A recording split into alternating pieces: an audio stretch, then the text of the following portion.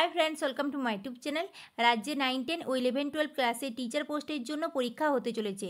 School service commission second SLST exam নিতে চলেছে, তার জন্য অলরেডি আবেদনপত্র গ্রহণ করা শুরু হয়ে গেছে। যারা যারা এই পরীক্ষার জন্য এলিজিবল ক্যান্ডিডেট রয়েছেন, বিএড কমপ্লিট হয়ে গেছে, আপনারা অতি অবশ্যই অনলাইন আবেদনপত্র সাবমিট করে দেবেন। এই সেকেন্ড এসএলএসটি এক্সামে জিওগ্রাফি সিলেবাস নিয়ে আমি অলরেডি ডিসকাস করেছি, ভিডিও লিঙ্ক ডেসক্রিপশন বক্সে দিয়ে দেবো, একবার দেখে নেবেন। এই জিওগ্রাফি সাবজেক্টের সিলেবাস ওয়াইজ প্রত্যেকটা টপিক নিয়ে আমি ডিসকাস করছি। আজকের এই ভিডিওতে জিওগ্রাফি সিলেবাসের জিওমরফোলজির ওয়েদারিং অর্থাৎ আবহবিকার টপিক থেকে গুরুত্বপূর্ণ প্রশ্ন উত্তর নিয়ে ডিসকাস করব। ভিডিওটি স্টার্ট করার পূর্বে চ্যানেলে নতুন হলে চ্যানেলটিকে সাবস্ক্রাইব করে দেবেন। প্রথম প্রশ্ন, পৃথিবীর বিভিন্ন ধরনের ভূমিরূপ সৃষ্টির জন্য দায়ী চারটে অপশান রয়েছে। আবহবিকার, ভূয়ালোড়ন, ভূমিকম্প, পুঞ্জিত ক্ষয়। সঠিক উত্তরটি হবে অপশান এ, আবহবিকার। আবহবিকারের শিলারাশি ক্ষয়ীভূত হয়ে বিভিন্ন ধরনের ভূমিরূপ সৃষ্টি হয়, তাই সঠিক উত্তরটি হবে অপশান এ, আবহবিকার। নেক্সট কোশ্চেন, আবহবিকার একটি প্রক্রিয়া যা শিলাস্তরের তাপ বৃদ্ধি করে, শিলাস্তরকে ভেঙে টুকরো হতে সাহায্য করে, শিলাস্তর গঠনে সাহায্য করে, শিলাস্তরের আবহাওয়া পরিবর্তনে সাহায্য করে। সঠিক উত্তরটি হবে অপশান বি, আবহবিকার একটি প্রক্রিয়া যা শিলাস্তরকে ভেঙে টুকরো হতে সাহায্য করে। নেক্সট কোশ্চেন, আবহবিকারের অপর নাম কি? ক্ষয়ীভবন, বিচূর্ণীভবন, নগ্নীভবন, পুঞ্জিত ক্ষয়। সঠিক উত্তরটি হবে অপশান বি, বিচূর্ণীভবন। আবহবিকারের অপর নাম হলো বিচূর্ণীভবন।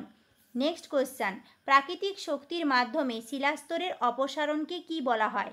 চারটে অপশান রয়েছে, আবহবিকার, ক্ষয়ীভবন, বিচূর্ণীভবন, নগ্নীভবন।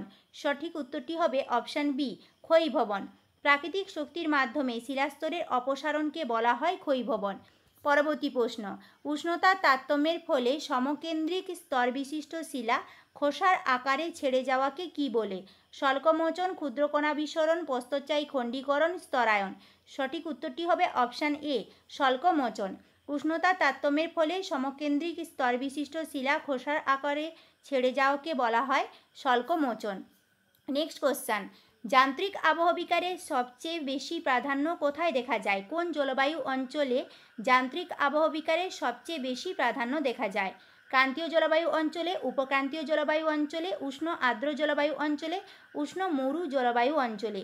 সঠিক উত্তরটি হবে অপশান ডি, উষ্ণ মরু জলবায়ু অঞ্চলে যান্ত্রিক আবহবিকারের প্রাধান্য সবথেকে বেশি দেখা যায়। পরবর্তী প্রশ্ন, যে জলবায়ু অঞ্চলে রাসায়নিক আবহবিকার বেশি হয়?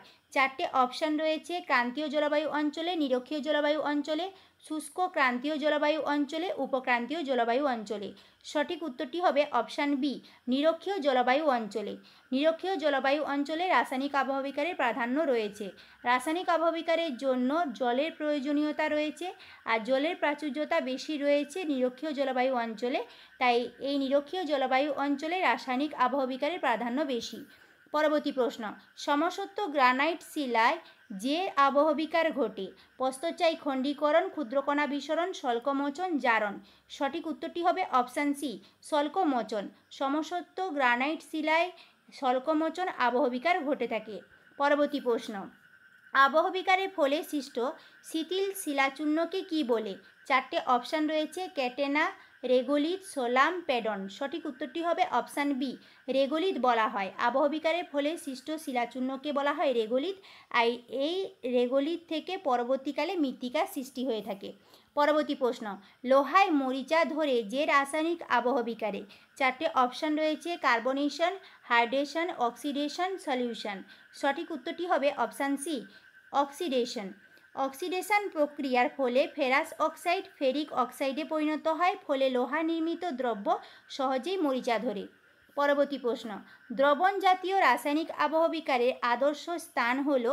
চারটে অপশান রয়েছে, চুনাপাথর গঠিত অঞ্চল, ডোলোমাইট গঠিত অঞ্চল, কাদাপাথর গঠিত অঞ্চল, লবণ গঠিত অঞ্চল। যে চারটে অপশান রয়েছে তার মধ্যে সঠিক উত্তরটি হবে অপশান এ, চুনাপাথর গঠিত অঞ্চলে দ্রবণ জাতীয় রাসায়নিক আবহবিকারের আদর্শ স্থান। পরবর্তী প্রশ্ন, চুনাপাথরযুক্ত অঞ্চলে যে আবহবিকার হয়? হাইড্রেশন, কার্বনেশন, হাইড্রোলিসিস, জারণ। সঠিক উত্তরটি হবে অপশান বি, কার্বনেশন। চুনাপাথরযুক্ত অঞ্চলে সবথেকে বেশি আবহবিকার হয়ে থাকে কার্বনেশন প্রক্রিয়ার মাধ্যমে। পরবর্তী প্রশ্ন, রাসায়নিক আবহবিকারের পদ্ধতি 9 কোনটি? 4টে অপশান রয়েছে, জারণ, দ্রবণ, ক্ষুদ্রকণা বিসরণ, কার্বনেশন। যে 4টে অপশান রয়েছে তার মধ্যে সঠিক উত্তরটি হবে অপশান সি, ক্ষুদ্রকণা বিসরণ। ক্ষুদ্রকণা বিসরণ হলো যান্ত্রিক আবহবিকারের পদ্ধতি, এটা রাসায়নিক আবহবিকারের পদ্ধতি নয়। বাকি যে 3টে অপশান রয়েছে, জারণ, দ্রবণ ও কার্বনেশন, এগুলো রাসায়নিক আবহবিকারের পদ্ধতি। তাই সঠিক উত্তরটি হবে অপশান সি, ক্ষুদ্রকণা বিসরণ। পরবর্তী প্রশ্ন, অক্সিজেনের প্রভাবে যে রাসায়নিক আবহবিকার ঘটে? দ্রবণ, অঙ্গারযোজন, আর্দ্র বিশ্লেষণ, জারণ। সঠিক উত্তরটি হবে অপশান ডি, জারণ। অক্সিজেনের প্রভাবে যে রাসায়নিক আবহবিকার ঘটে সেটি হলো জারণ। পরবর্তী প্রশ্ন, অতি উচ্চ পার্বত্য অঞ্চলে যে আবহবিকার কার্যকরী হয়? যান্ত্রিক আবহবিকার, জৈব আবহবিকার, রাসায়নিক আবহবিকার, কোনোটিই নয়। সঠিক উত্তরটি হবে অপশান এ, যান্ত্রিক আবহবিকার। অতি উচ্চ পার্বত্য অঞ্চলে যান্ত্রিক আবহবিকার সবথেকে বেশি কার্যকরী হয়ে থাকে। পরবর্তী প্রশ্ন, আবহবিকার ক্ষয়ীভবন ও পুঞ্জিত ক্ষয়কে সম্মিলিতভাবে কি বলা হয়? চিলেশন, ক্যালাসন, কলিকরণ, নগ্নীভবন। সঠিক উত্তরটি হবে অপশান ডি, নগ্নীভবন। আবহবিকার ক্ষয়ীভবন ও পুঞ্জিত ক্ষয়কে সম্মিলিতভাবে বলা হয়ে থাকে নগ্নীভবন। নেক্সট কোশ্চেন, সমসত্ব শিলায় যে শ্রেণীর যান্ত্রিক আবহবিকার হয়ে থাকে? পিণ্ড বিসরণ, গণ্ডশিলা বিদারণ, ক্ষুদ্রকণা বিসরণ, স্বল্পমোচন। সঠিক উত্তরটি হবে অপশান ডি, স্বল্পমোচন। সমসত্ব শিলায় যে শ্রেণীর যান্ত্রিক আবহবিকার হয় সেটি হলো স্বল্পমোচন।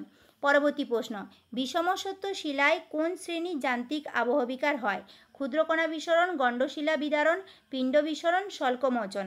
সঠিক উত্তরটি হবে অপশান এ, ক্ষুদ্রকণা বিসরণ। বিষমসত্ব শিলায় ক্ষুদ্রকণা বিসরণ প্রকৃতির যান্ত্রিক আবহবিকার হয়ে থাকে, আর সমসত্ব শিলা হলে অ্যান্সার হবে স্বল্পমোচন।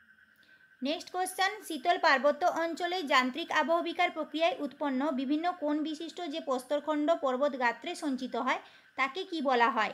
4টে অপশান রয়েছে, স্ক্রি বা টেলাস, টর, ব্লকস্পেট বা ফেলসেনমার, রেগোলিথ। সঠিক উত্তরটি হবে অপশান এ, স্ক্রি বা টেলাস। শীতল পার্বত্য অঞ্চলে যান্ত্রিক আবহবিকার প্রক্রিয়ায় উৎপন্ন বিভিন্ন কোণ বিশিষ্ট প্রস্তরখণ্ড পর্বত গাত্রে সঞ্চিত হলে তাকে বলা হচ্ছে স্ক্রি বা টেলাস।